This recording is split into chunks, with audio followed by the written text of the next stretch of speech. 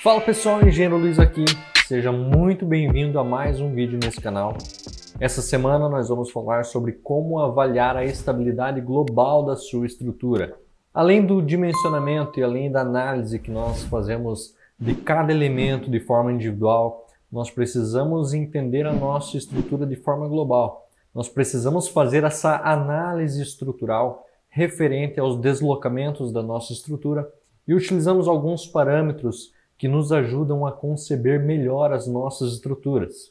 E quando nós fazemos essa análise global da estrutura, é nessa etapa, é nesse momento que nós vamos encontrar os deslocamentos ocasionados pelas ações, tanto as ações verticais como as ações horizontais. E em relação aos deslocamentos, eles estão relacionados ao equilíbrio final da nossa estrutura sobre as ações verticais e horizontais, e a partir disso, com isso, a possibilidade de aparecimento de esforços adicionais.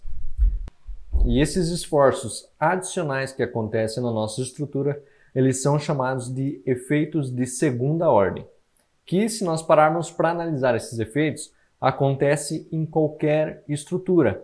A única diferença de uma estrutura para outra em relação aos efeitos de segunda ordem é em relação à sua dimensão, ou seja, em relação à sua quantidade e referente à magnitude desse deslocamento.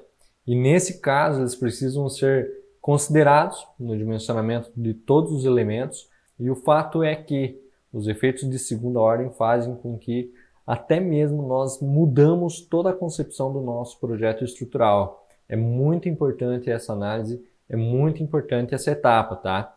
O equilíbrio global da estrutura em concreto armado ele pode ser avaliado de diversas maneiras, existem diversos parâmetros. Existem alguns métodos que são mais rigorosos, tem alguns que são mais simplificados, alguns se enquadram em um tipo de estrutura, o outro se enquadra em outro tipo de estrutura.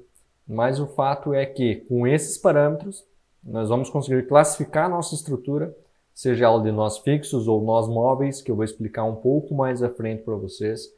Mas é nessa etapa que nós vamos verificar se a nossa estrutura está se enquadrando em relação à segunda ordem, em relação aos esforços adicionais. E é nessa etapa de análise estrutural, após a concepção da nossa estrutura, após o lançamento dos pilares, após o lançamento das vigas, das cargas, nessa etapa que nós vamos verificar se a concepção que nós adotamos lá no início, ela está adequada ou não, e se nós precisamos alterar essa concepção ou não. Ou seja, a análise estrutural ela tem como objetivo a identificação dos esforços que são decorrentes das ações que estão atuando numa estrutura e ela fornece resultados para o cálculo das verificações, tanto no estado limite último, tanto no estado limite de serviço. E é na análise estrutural que o projetista estabelece quais são os critérios que vão ser considerados no projeto. E a partir de um modelo estrutural que já foi adotado, nós identificamos as distribuições dos esforços que estão acontecendo na parte interna dos nossos elementos, em relação ao seu deslocamento, em relação à tensão-deformação e em relação à deformação total da nossa estrutura. A análise estrutural ela é uma das etapas mais importantes do projeto. E é como se fosse um jogo. E nesse jogo você tem que entrar para ganhar. Porque é a partir dessa etapa que você vai mudar sua concepção, é a partir dessa etapa que você vai construir a sua sensibilidade estrutural e nesse jogo você tem que entrar para ganhar.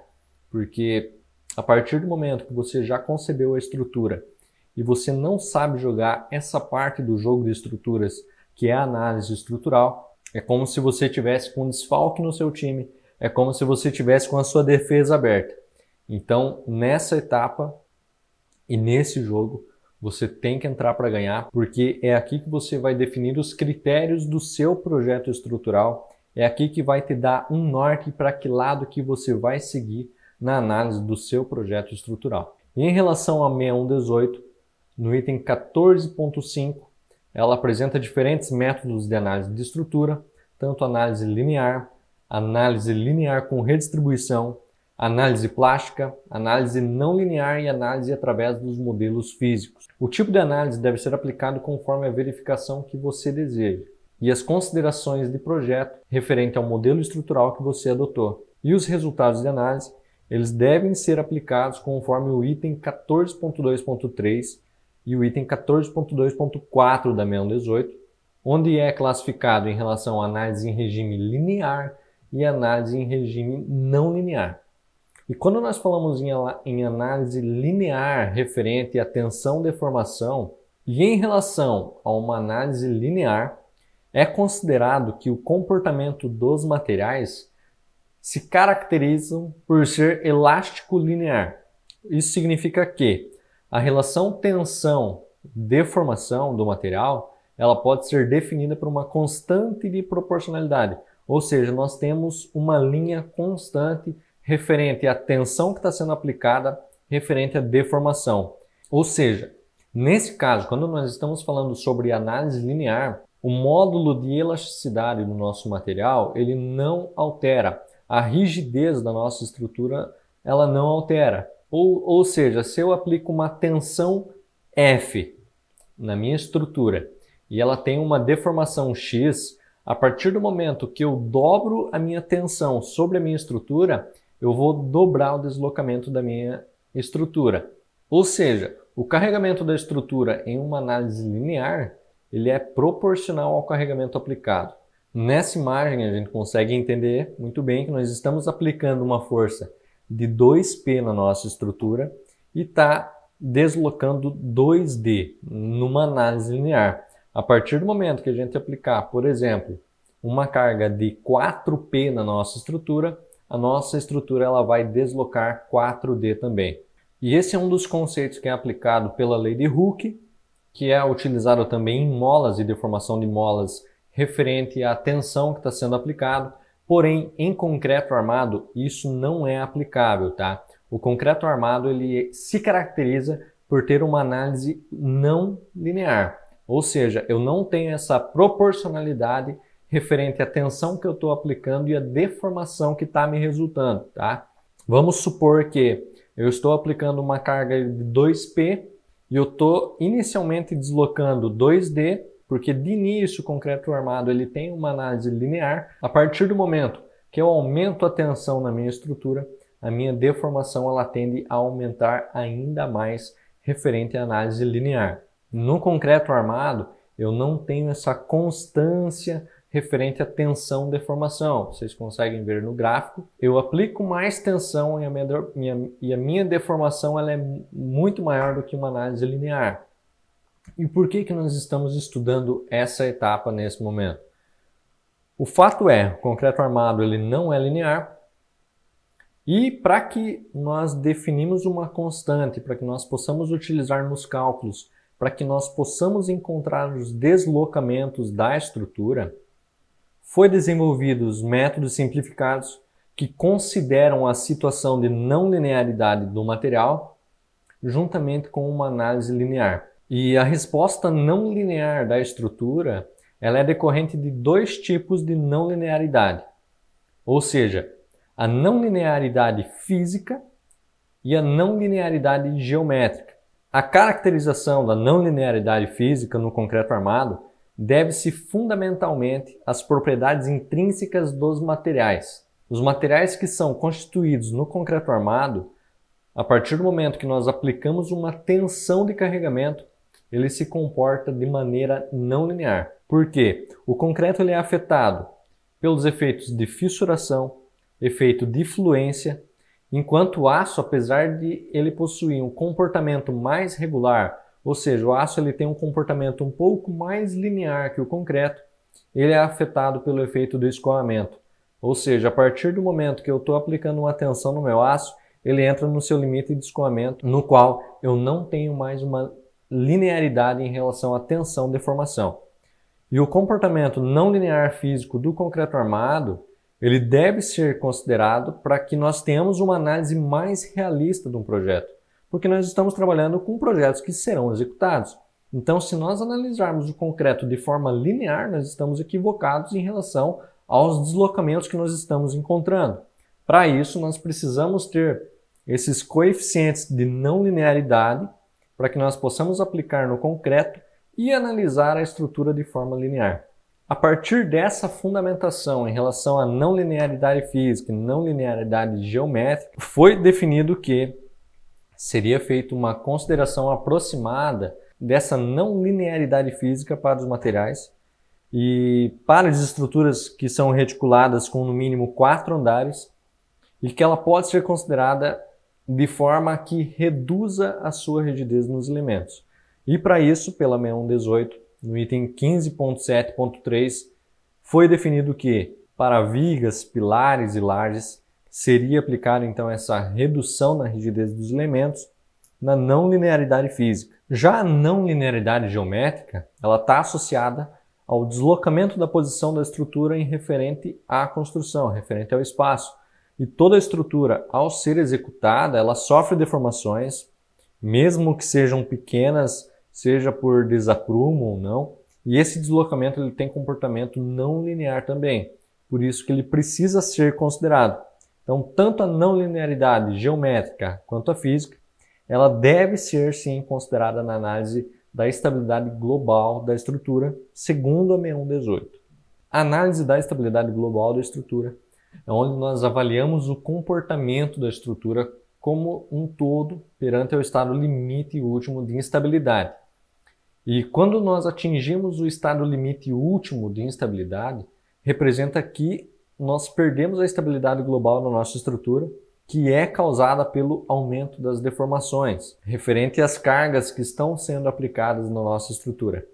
E se nós pegarmos na 6118, ela classifica as estruturas de duas maneiras, em estruturas de nós fixos e em estruturas de nós móveis. Mas antes de eu explicar o conceito dessas duas opções, desses dois tipos de estruturas, nós precisamos entender o que é um efeito de primeira ordem e o que é um efeito de segunda ordem.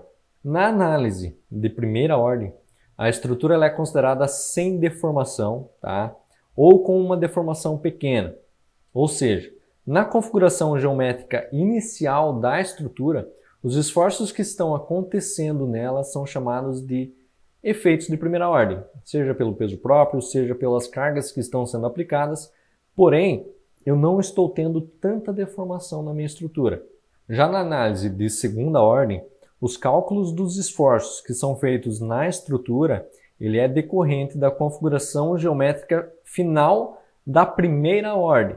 E essas deformações, elas causam os esforços adicionais à nossa estrutura, ou seja, adicionais aos efeitos de primeira ordem, que nesse caso é chamado de efeito de segunda ordem.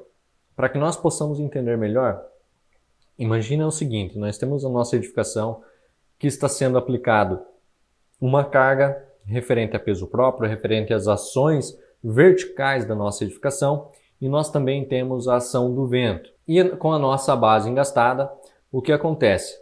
Referente às cargas de peso próprio, referente às cargas da edificação em si, nós não estamos gerando momentos fletores na nossa base. E se nós pegarmos a resultante dos momentos fletores, nesse caso, nós temos apenas a aplicação das cargas horizontais na nossa edificação. A partir disso, esses aqui são os efeitos de primeira ordem. Igual vocês estão conseguindo ver aqui na imagem, está sendo aplicada uma carga P na nossa estrutura não deformada e também uma carga V, digamos que seja uma carga de vento, uma carga horizontal na nossa edificação. A somatória dos momentos em relação à nossa base da edificação é apenas a nossa carga de vento referente à altura da edificação. E isso faz com que a nossa estrutura se deforme. Antes disso, nós ainda estávamos no nosso efeito de primeira ordem na nossa edificação. A partir do momento que nós já temos o nosso deslocamento na estrutura, nós chegamos no nosso efeito de segunda ordem. Por quê? Eu ainda estou aplicando o peso próprio, ainda estou aplicando as cargas verticais na minha edificação e ainda estou aplicando a minha carga de vento. A partir do momento que eu tenho esse deslocamento da minha edificação, eu tenho uma variação referente à sua posição inicial. Porém, eu ainda tenho as cargas que estão atuando de forma vertical e também na forma horizontal. Porém, antes, quando nós tínhamos a soma dos momentos apenas sobre a ação horizontal, nesse caso, nos efeitos de segunda ordem, eu estou tendo mais de uma ação. eu estou tendo, além da nossa ação horizontal, eu tenho a ação vertical referente ao deslocamento inicial da nossa estrutura. E isso é chamado de efeito de segunda ordem na nossa edificação. Como vocês conseguem ver aqui, antes nós tínhamos uma carga P aplicada sobre a estrutura que não estava gerando momentos fletores na nossa base. A única somatória de momentos que nós tínhamos na nossa estrutura, nós tínhamos a aplicação da carga V referente à altura L da nossa edificação. Já num segundo momento, onde nós temos a nossa estrutura deformada já, proveniente dos efeitos de primeira ordem, nós temos ainda a aplicação da carga P, que é o peso próprio, as ações, igual eu comentei antes, porém esse deslocamento referente ao ponto inicial da nossa edificação, gera-se um outro momento fletor, um momento fletor adicional à base da nossa edificação. E isso é chamado de efeito de segunda ordem. E em relação a estruturas, toda estrutura vai ter efeito de primeira ordem, toda estrutura vai ter efeito de segunda ordem. A única diferença é que a dimensão do efeito de segunda ordem é que vai dizer se nós vamos considerar esses efeitos ou não. E é aqui que nós vamos entrar nos parâmetros de análise em relação a efeitos de primeira e segunda ordem, em relação a nós fixos e nós móveis da nossa edificação. E o primeiro parâmetro de análise que nós temos em relação à estabilidade global das nossas estruturas, nós temos o parâmetro alfa. O parâmetro alfa ele já não é mais tão utilizado referente às estruturas. Por quê? Quando ele foi estudado, que ele foi deduzido lá em 1967 por Beck e Koenig, ele foi definido também por um parâmetro de instabilidade, segundo Franco, lá em 1985. E esse parâmetro ele é capaz de classificar a estrutura quanto à dispensa dos efeitos de segunda ordem. Ou seja, se nós vamos considerar o efeito de segunda ordem ou não. Quando foi estudado esse efeito lá em 1967, ele foi feito em relação a estruturas que são simétricas, em relação a estruturas que nós temos os pórticos totalmente alinhados, totalmente com a mesma distância para um lado ou para o outro, ou seja, ele não é tão definido para as estruturas que nós utilizamos hoje. Para isso que nós utilizamos o γ-z e o p-delta para análise, enfim. Mas o parâmetro alfa está na 6118 e nós precisamos considerar ele também. E lá no item 15.5.2, na 6118, como é um processo aproximado para indicar se a estrutura é de nós fixos ou móveis, partindo de uma análise de primeira ordem, igual eu comentei antes, porém ele não é um cálculo muito rigoroso. Os critérios que nós utilizamos em relação ao parâmetro alfa é que, segundo a fórmula, a estrutura ela é de nós fixos se o nosso A1 for menor que A, tá? E quando nós temos a nossa edificação com 3 andares ou menos, nós vamos utilizar a equação número 9 para o A1. A partir do momento que nós temos mais que 3 pavimentos com 4 andares ou mais, nós vamos utilizar nosso A1 como sendo fixo em 0,6, tá? E para nós considerar a nossa estrutura de nós fixos ou nós móveis, a estrutura ela se classifica como sendo de nós fixos quando o nosso A1 é menor que o nosso A, tá? Então é só nós jogarmos ali nessa equação que nós vamos verificar se a nossa estrutura em referente ao parâmetro alfa é de nós fixos ou de nós móveis, beleza? A partir disso, nós temos um outro parâmetro também que nós utilizamos, que é o coeficiente γ-z. O coeficiente γ-z, ele é um coeficiente de parâmetro da estabilidade global da nossa estrutura também, e ele também é feito a partir da primeira ordem, ou seja, a partir da análise da primeira ordem da nossa edificação. E com ele também, a partir desse coeficiente, nós classificamos a nossa estrutura como sendo de nós fixos e nós móveis. O valor do γ-z ele é dado pela expressão que é 1 dividido por 1 menos esse primeiro momento fletor, ele é a resultante, a somatório de todas as forças horizontais que estão acontecendo na nossa edificação, referente às combinações que estão sendo utilizadas naquele momento, em referente sempre à base da estrutura, tá? Então esse primeiro momento dessa razão que está na equação é referente às forças horizontais da nossa edificação. Já o M1 total D, que é esse segundo momento que nós temos aqui, é referente às cargas verticais e aquele deslocamento que eu falei antes. É a resultante de toda a somatória dessas forças verticais que estão atuando, trazendo momentos fletores para a nossa base também, tá? E a partir disso, a partir do momento que é feito essa análise, a partir do momento que é feito esse cálculo, nós vamos considerar a nossa estrutura como sendo de nós fixos a partir do momento que o nosso γz ser inferior a 1.1, tá?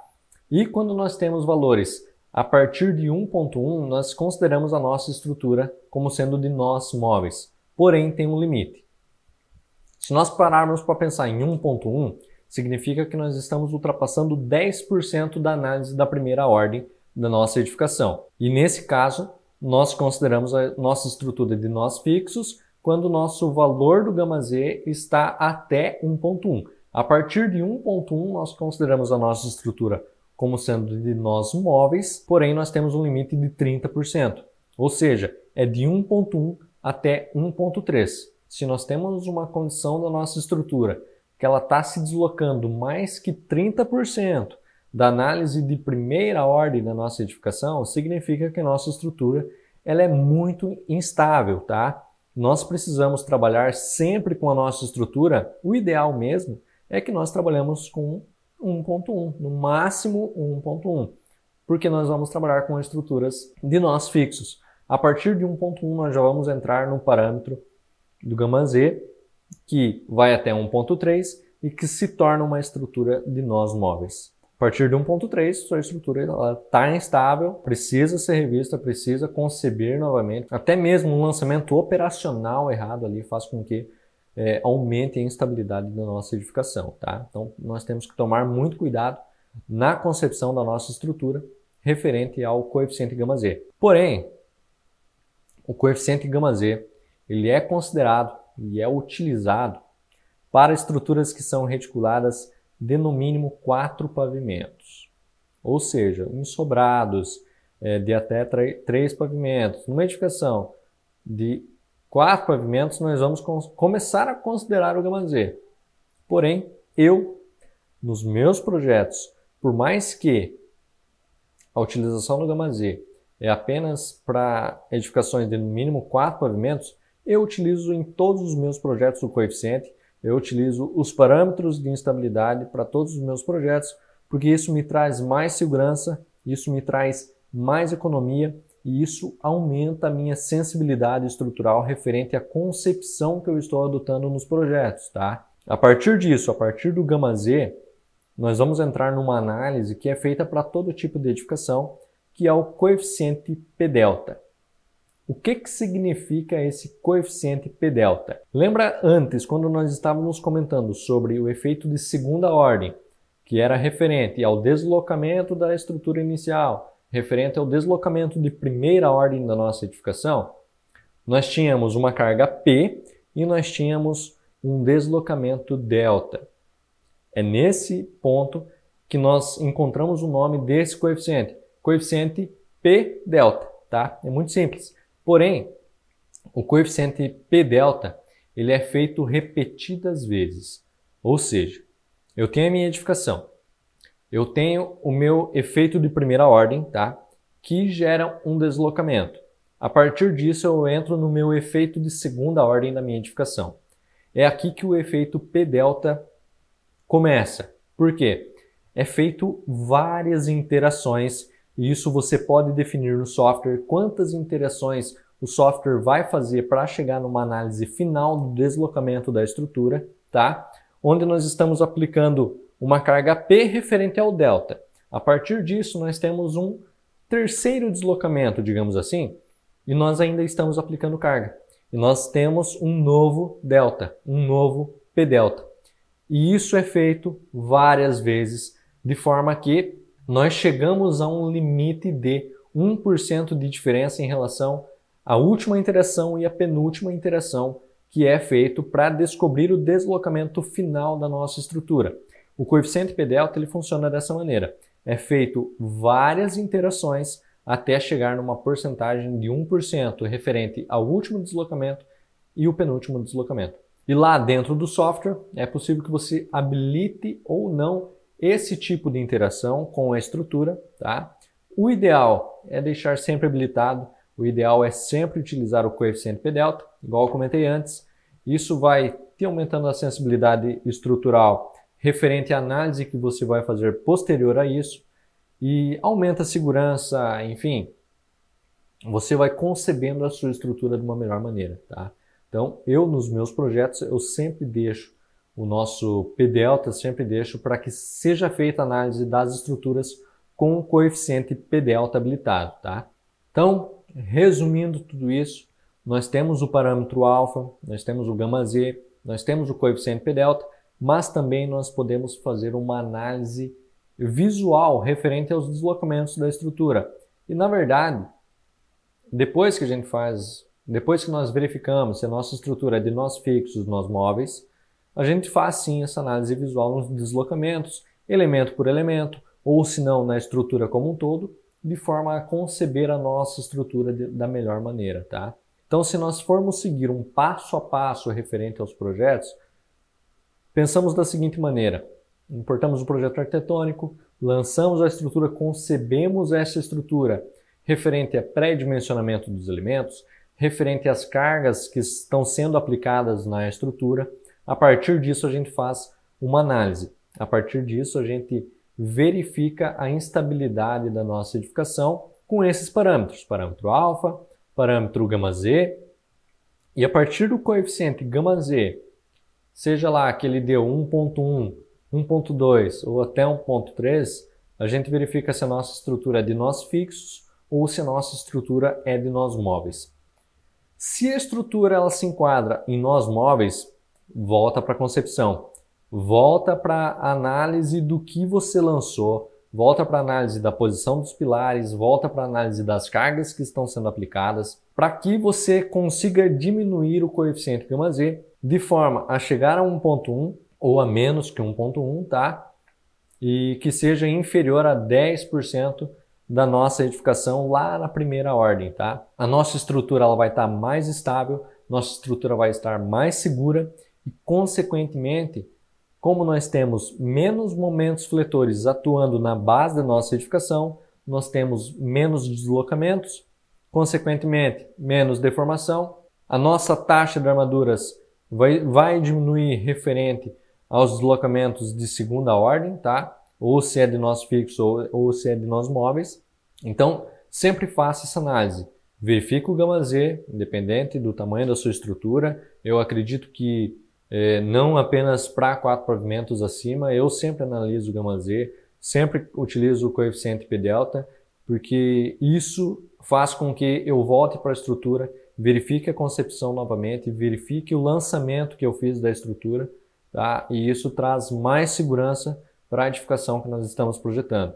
Então, análise estrutural, inevitável que ela é a parte mais importante do nosso projeto. Antes mesmo de nós fazermos essa análise de elemento por elemento, verificar se o elemento passou ou não, verificar o deslocamento do elemento, verifica o gama Z, verifica as condições que estão sendo impostas à estrutura, tá? Verifica se não dá para melhorar a concepção, porque quanto mais tempo a gente passa na concepção, quanto mais tempo a gente passa na análise, melhor fica o nosso resultado final, melhor será o nosso projeto estrutural, tá? Eu espero que você tenha gostado desse vídeo, eu espero que tenha clareado um pouco referente à estabilidade global, referente aos parâmetros de estabilidade global.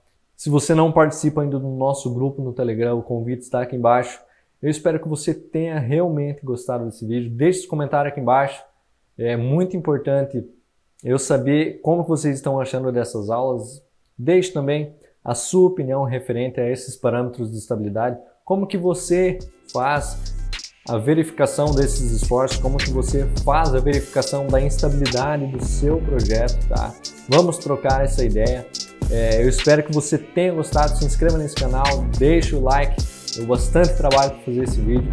Espero que você tenha gostado. Um grande abraço e até mais.